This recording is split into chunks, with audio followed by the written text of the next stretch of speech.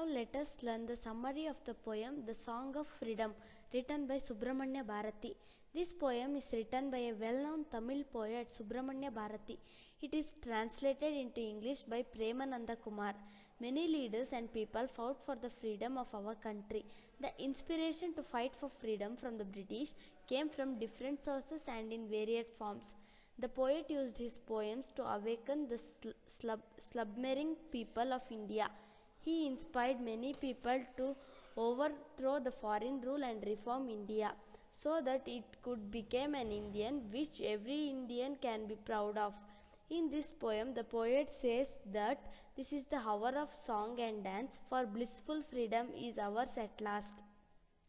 The poet is celebrating the freedom of our nation. It is celebrated with songs and dance. Indians fought for the freedom unitedly, leaving no chance for the British to enslave us. The poet says now we are free and nobody can divide us again.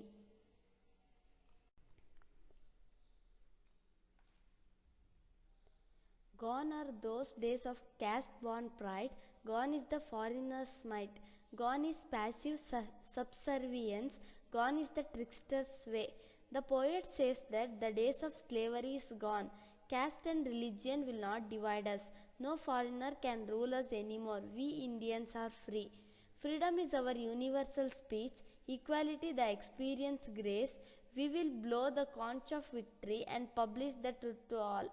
In the above lines, the poet tells us that freedom is our universal right. Freedom is required for all beings. We are all equal and we will tell the whole world that we Indians are free now. We Indians will honor the farmers and the workers who work hard for the development of our country. We will not tolerate greed and injustice. This is our own land and it will be ours forever. No nation can enslave us again. We will serve only God who is our sole master.